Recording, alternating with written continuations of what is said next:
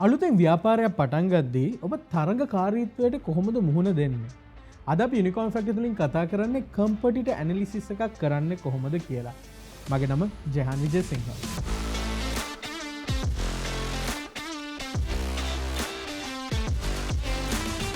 ගොඩක් ව්‍යවසායකින්ගෙන් අහන්න තියෙන දෙයක් තමයි මම අලුත් ස්ටාර්ට්අප් අයිඩියාස් ගැන කතා කරද්දී ඒගොල්ලෝ කියනවා මේ ව්‍යාපාරේ ලංකාව කරලා නැහැ කවුරුත්. මම තව ඵලයටම කරන්නේ. මට කම්පිටිටර්ස් නැහැ. මම තමයි මෙතන යුනික් එක්කෙනා කියලා. දැන් මෙතනදී ඇත්තටම මට තේරෙන ලැබෙන දේ තමයි කම්පිටිටර්ස් නැහැ කියන එක හොඳ දෙයක්ුත් නෙමෙයි. ඒක එක පැත්තකින් අනිත් පැත්තෙන් ගත්තොත් ඒ පුද්ගලයා කම්පිටිටර්ස් ගැන හරියට අවබෝධ කරගෙන නැහැ කියන එක. අපි ඉස්සෙල්ලාම කතා කරමු මේ කම්පිටිටර්ස් නැති එක ඇයි නරක කියලා. කම්පිටිටර් කෙනෙක් නැහැ කියන්නේ ඒ ඉන්ඩස්ට්‍රි එක ඔයා ඒ ලොන්ච් කරන මාකට් එකේ ඔයා දානේ ප්‍රොඩක්ට් එක තාම වැලිඩේට් වෙලා නැහැ. ඒක තාම ප්‍රචලිත වෙලා නැහැ කියන එක. මාකට් එකක් නැති වෙනවා කියන එක ඔයගොල්ලෝගේ ප්‍රොඩක්ට් එකට හොඳ දෙයක්ුත් නෙමෙයි. දැන් අනිත් පැත්තෙන් ගත්තොත් කම්පිටිටර්ස්ව හරියට ඇනලයිස් කරලා නැහැ කියන ප්‍රොබ්ලම් එක. දැන් මේක ලොකු ප්‍රශ්නයක්. මොකද ඔයා කම්පිටිටර්ස්ව ඔයා දන්නේ නැත්නම් ඔයා ෆයිට් කරන කම්පිටිටර්ස් මොනවද කියලා ඔයාට අමාරු වෙනවා ඔයාගේ සේල්ස් හරියට ඔප්ටිමයිස් කරගන්න. ඒ කියන්නේ ඔයාට මැක්සිමම් සේල්ස් කරන්න අමාරු වෙනවා. බොහෝ දුරට ඔයාගේ කම්පිටිටර්ස්ලාගේ ප්‍රෙෂර් එකකින් හින්දා ඔයාට එන සේල්ස් ප්‍රමාණය අඩු වෙන්න පුළුවන්. ඒ නිසා කම්පිටිටර් ඇනලිසිස් එකක් සෑම ව්‍යවසායකයෙක්ම කරන්නම ඕන. විශේෂයෙන් ව්‍යාපාරේ පටන් ගන්න ස්ටේජ් එකේදී. පටන් ගත්තාම විතරක් නෙමෙයි මම නම් ව්‍යවසායකයෙක් හැටියට මගේ ව්‍යාපාර කරද්දී හැම වෙලේම කම්පිටිටර්ස් ගැන මම හොයනවා. හැම වෙලේම මම ඇනලයිස් කර බලලා කොහොමද මගේ වැලියු එක වැඩි කරගන්නේ කියන එක තමයි මම බලන්නේ. ඒක තමයි මම ඔයගොල්ලන්ට ඇඩ්වයිස් කරන්නේ.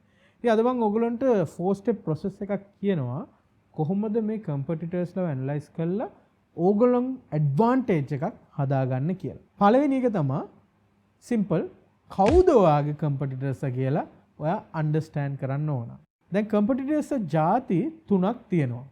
මගේ කම්පිටිටර්ස් ගැන කතා කරන්න උදාහරණයක් ගන්න. අපි කියමු ඔයා පටන් ගන්න යනවා කියලා පීසා ෂොප් එකක්.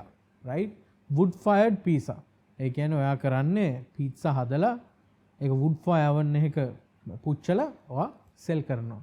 ඉස්සෙල්ලාම කැටගරි එක තමයි කම්පිටිටර්ස් ගත්තොත් direct competitors. direct competitors කියන්නේ ඔයා ඒ කරන දේම කරන නැත්නම් ඒ ප්‍රොඩක්ට් එක හෝ සර්විස් එකම ඔෆර් කරන අනිත් බිස්නසස් මොනවද කියලා. මේ පිට්සා ෂොප් එක පටන් ගද්දී ඔයාගේ direct competitors වෙන්නේ අනිත් පිට්සා restaurants. උදාහරණයක් ගත්තොත් Pizza Hut, Domino's, Arthur's Pizza, right? මේ ලංකාවේ දැන්ට තියෙන brands.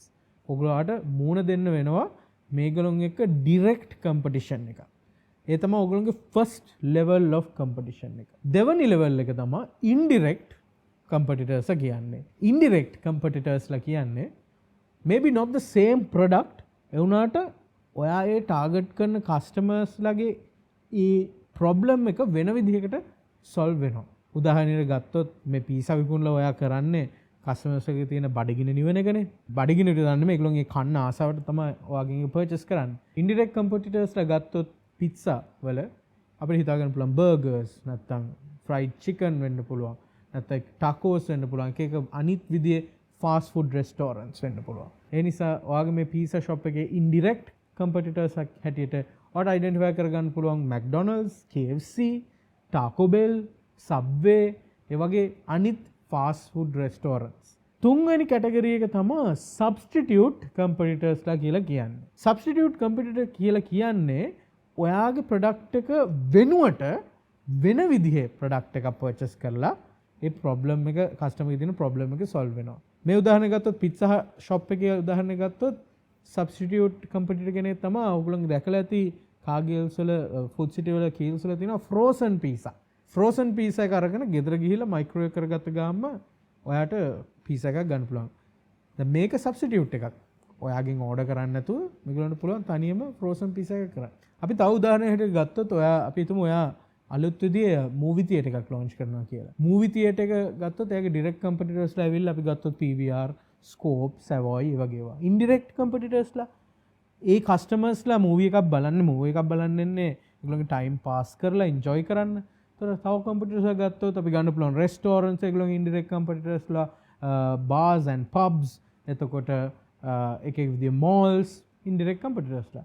substitutes Netflix, ඒගොල්ලොන්ට සිනමා හෝල් එකට එන්න නැතුව ගෙදර ඉඳන් Netflix බලන්න පුළුවන්. මේ විදිහට පළවෙනි ස්ටෙප් එක තමයි ඔයගොල්ලෝ මේ කම්පිටිටර් ඇනලයිස් කරලා ඇඩ්වාන්ටේජ් එකක් ක්‍රියේට් කරන ඒ process එකේදී හරියටම කවුද නම් වශයෙන් මොන බ්‍රෑන්ඩ්ස්ද ඕගොල්ලන්ගේ කම්පිටිටර්ස් කියලා අන්ඩර්ස්ටෑන්ඩ් කරන්න ඕන.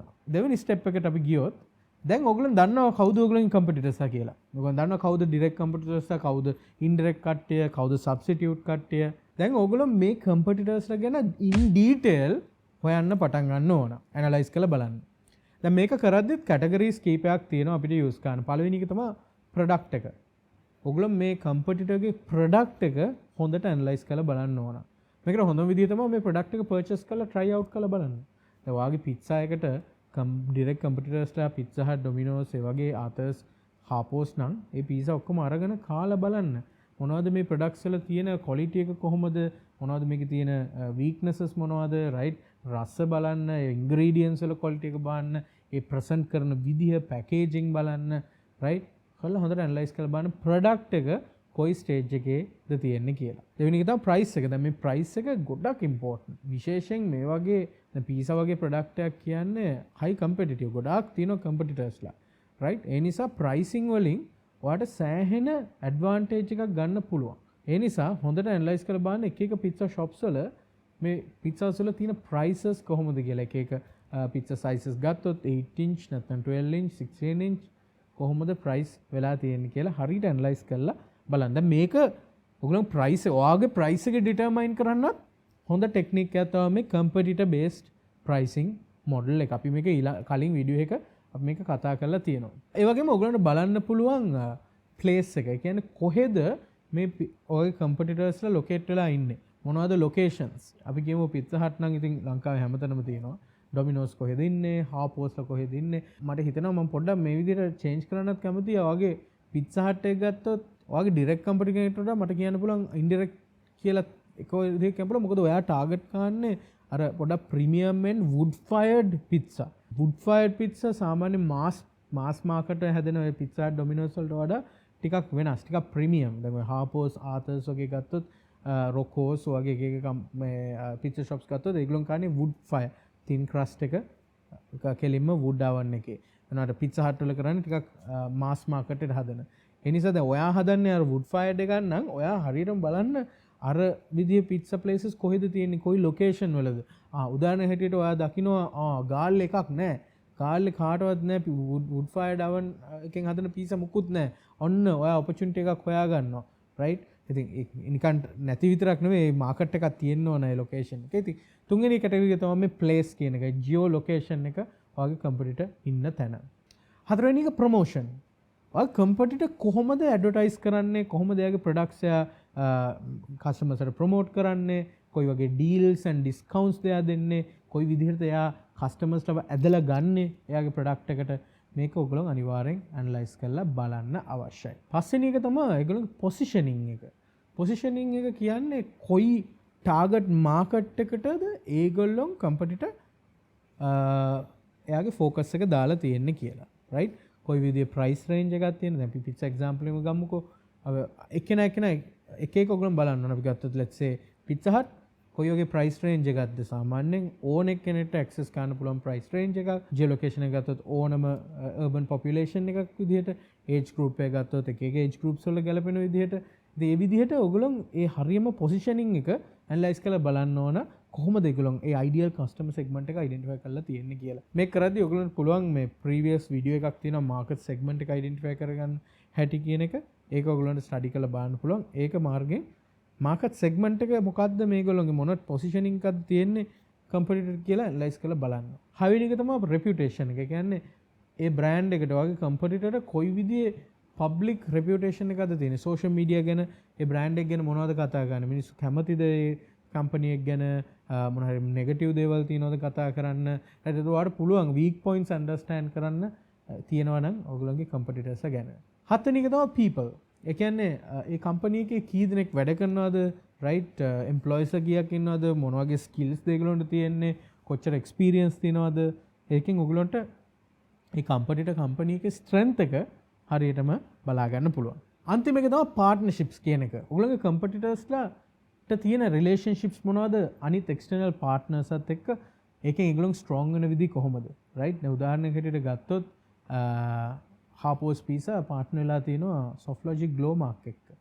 ඉතින් ඒ මාර්ගෙන් ඒගොල්ලෝ එක්ස්පෑන්ඩ් කරලා තියෙනවා ලොකේෂන්ස් වලට රයිට් ඒ වගේ එක එක විදිහේ පාර්ට්නර්ෂිප්ස් මොනවද ඔයගොල්ලන්ගේ කම්පිටිටර්ස්ට තියෙන්නේ ඒගොල්ලන්ට ඇඩ්වාන්ටේජ් එකක් ගන්න පුළුවන් විදිහ. හරි දැන් ඔයගොල්ලන්ගේ සෙකන්ඩ් ස්ටෙප් එක ඉවරයි මේ කැටගරිස් ටික කවර් කරාම සෙකන්ඩ් ස්ටෙප් එක තමයි ඔයගොල්ලන්ගේ කම්පිටිටර්ස්ට ඩීටේල් ඇනලයිස් කරලා බලන එක. දැන් අපි යමු තර්ඩ් ස්ටෙප් එකට. තර්ඩ් ස්ටෙප් එක ඇවිල්ලා හැම කම්පිටිටර්ගෙම දැන් ඔයගොල්ලෝ හොඳට ඒගොල්ලෝ ගැන දන්නවා strengths and weaknesses ඇනලයිස් කරලා ඔයගොල්ලෝ graph එකක් plot කරගන්න අවශ්‍යයි. ඔයගොල්ලෝ score එකක් දෙන්න හැම කම්පිටිටර්ම මේ හැම ඒරියා එකේම ඒගොල්ලෝ strong ද weak ද කියලා. අපි මේ පැත්තෙන් උදාහරණයකට දාගෙන යනවා කම්පිටිටර්ස් කවුද කියලා. අනිත් axis එකේ අපි දාගෙන යනවා මොනවද ඒගොල්ලෝගේ attributes කියලා. අපි ගමු example එකක් හැටියට y axis එකේ දාගෙන යනවා. අපි ගමු Pizza Hut, Domino's, Harpo's, Arthur's ඒ ඔක්කොම දාගෙන අනිත් පැත්තේ දාගෙන යනවා price, quality, delivery speed, customer service එන්නේ වගේ factors. දාගෙන අපි ඒකට rating එකක් දීලා අපි ultimately අන්තිමටම අපි adapt කරලා බලන්න පුළුවන් how strong or weak your competitor is කියලා. අන්තිමටම final step එක fourth step එක මේ ඔක්කොම කරලා තිනවා. ඔයගොල්ලෝ හොඳ idea එකක් තියෙනවා දැන් කවුද competitors ලා මොනවද ඒගොල්ලෝ කරන්නේ prices මොනවද product එක කොහොමද ඒගොල්ලෝගේ strengths මොනවද weaknesses මොනවද මේ ඔක්කොම identify කරලා ඕගොල්ලොන්ට ආවේනික competitive advantage එකක් හොයා ගන්න ඕන. කොයි විදිහටද ඔයා competitors එකෙන් ඉදිරියට එන්නේ? price එකෙන්ද? හොඳ quality එකකින්ද? දැන් අපි කියමු ඔයා මේ analysis එකෙන් හොයා ගන්නවා ඔයාගේ pizza එකේ තියෙන ingredients හරිම authentic, home grown. එහෙනම් ඔයාට පුළුවන් very high quality pizza එකක් design කරන්න. right? ඒ වගේම ඔයාට තව strength එකක් තියෙනවා. ඔයාට ඉන්නවා ඔයා partner වෙලා ඉන්නවා කාත් එක්ක හරි එක පාර locations 10ක දාන්න. ඒක අනිත් wood fire කට්ටියට එහෙම නැහැ කියලා අපි හිතමු. ඒක වගේ තව strength එකක්. ඒ විදිහට ඔයාගේ attributes ටික design කරගන්න ඔයාට competitive advantage එකක් එන විදිහට මේ ඔක්කොම data මාර්ගෙන් ඔයා හොයාගත්ත competitors ගැන හොයාගත්ත data මාර්ගෙන් ඔයාට මේක දැන් කරන්න පුළුවන් වෙනවා. ඉතින් මම හිතනවා ඔයගොල්ලෝ මේ වීඩියෝ එකෙන් අලුත් දෙයක් ඉගෙන ගන්න ඇති කියලා.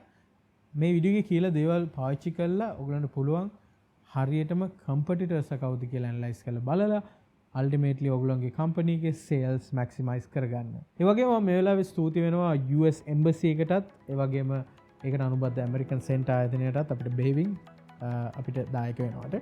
ඉතින් දිගටම Unicorn Factory YouTube channel එකත් එක්ක එකතු වෙලා ඉන්න අපි හැමදාම එනවා අලුත් interesting concepts අරගෙන ඔයගොල්ලන්ගේ ගෙදරට.